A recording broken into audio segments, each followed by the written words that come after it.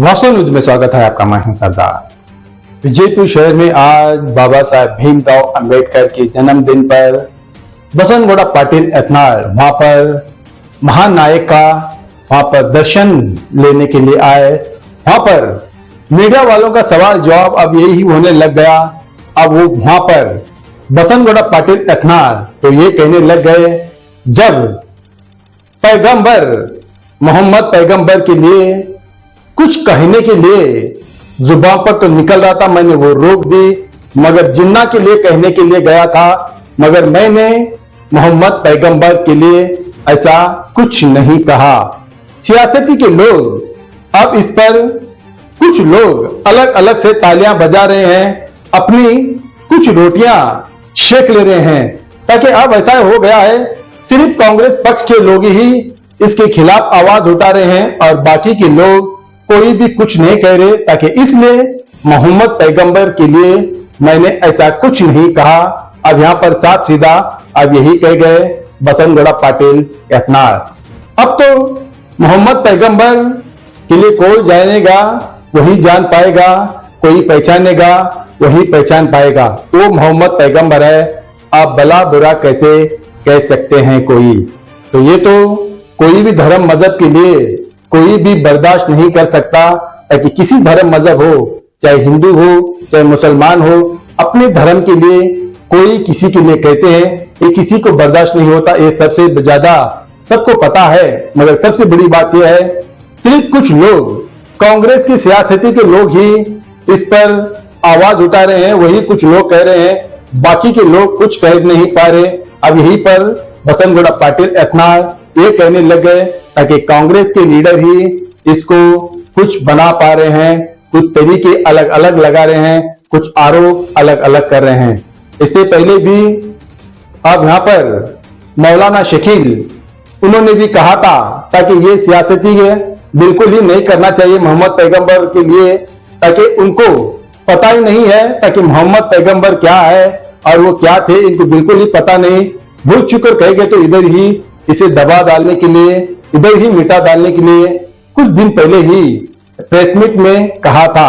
अब यहाँ पर अब यही कहने लग गए हैं, ताकि वहां पर सियासती का मामला ऐसा जो चलने लग गया है, ताकि किसी धर्म मजहब का नाम लेना ही नहीं है, ताकि सियासती करना है तो सीधे सीधे करना ये तो जरूरी है।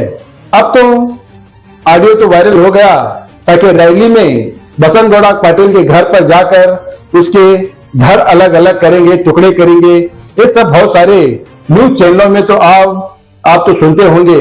दूसरा तो और एक व्यक्ति वीडियो बनाकर डाल दिया, अब वो भी यही कहने लग गया है, ताकि मोहम्मद पैगंबर के लिए कहा है, अब हम खामोश नहीं रहेंगे। अब तो ये तो तहकीकत अब पुलिस तो कर रही है, मगर आखिर सच और झूठ का क्या है इसमें माजरा, ये आगे चलकर पता चलेगा, ताकि ये बसनगौड़ा पाटिल एथनाल ने कहा है। आइए देखेंगे एक रिपोर्ट में।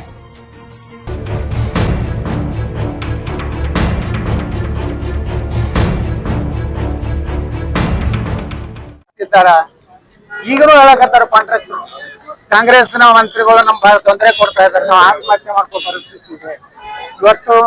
ಏನೋ ನಮ್ ಬಿಜೆಪಿ ಮಾತಾಡ್ತಾ ಇಲ್ಲ, ಮಧ್ಯ ಎಕ್ಸೈಸ್ ನಲ್ಲಿ ಬಹಳ ಭ್ರಷ್ಟಾಚಾರ ಆಗಿದೆ, ಅದ್ರ ಬಗ್ಗೆ ಯಾರು ಮಾತಾಡ್ತಾ ಇಲ್ಲ. ಅಂದ್ರೆ ಎಲ್ಲೆಲ್ಲಿ ತಮ್ಮ ಹೊಂದಾಣಿಕೆ ಅದ ಅದನ್ನ ಬಿಡ್ತಾರೆ, ಹೊಂದಾಣಿಕೆ ಇರಲಾರ್ದನ್ನ ಸುಮ್ಮನೆ ಕಾಟಾಚಾರಕ್ಕೆ ಮಾಡುವಂತದ್ದಲ್ಲ, ನೇರವಾಗಿ ಅಟ್ಯಾಕ್ ಮಾಡ್ಬೇಕು.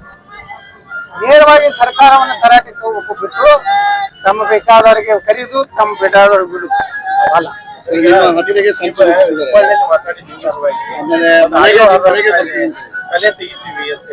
ನೋಡಿ ಮೊದಲೇ ಹೇಳ್ತೀನಿ, ನಾ ಸ್ಪಷ್ಟೀಕರಣ ಕೊಡ್ತಾ ಇದ್ದೀನಿ, ನಾನು ಪ್ರವಾದಿ ಮೊಹಮ್ಮದ್ ಪೈಗಂಬರ್ ಅವರ ಹೇಳಿ ಎಲ್ಲಿ ಹೆಸರು ತಗೊಂಡಿಲ್ಲ. ನಾನು ಮಾತಿನ ವೇಗದಲ್ಲಿ ಮೊಹಮ್ಮದ್ ಅಲಿ ಜಿನ್ನಾ ಅಂತ ಹೇಳಿ ಹೇಳುವ ಬಗ್ಗೆ ಅಷ್ಟೇ ಕಟ್ ಆಗಿತ್ತು.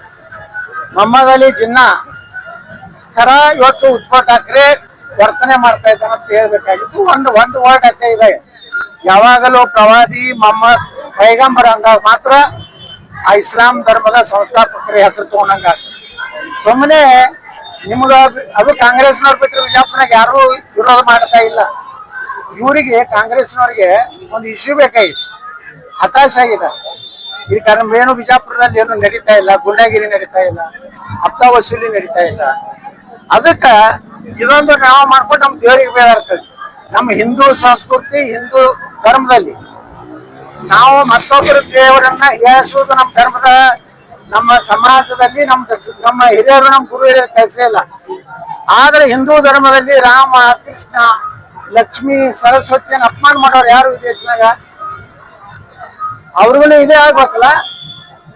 ಈ ರೀತಿ ಒಂದು ವ್ಯವಸ್ಥಿತವಾಗಿ ಸಚ್ಚು ಹಿಂದೂ ಏನು ಮಾತಾಡ್ತಾರೆ ಅವ್ರನ್ನ ಮುಗಿಸ್ಬೇಕನ್ನಂತ ಬರೇ ಅಲ್ಲಿಲ್ಲ.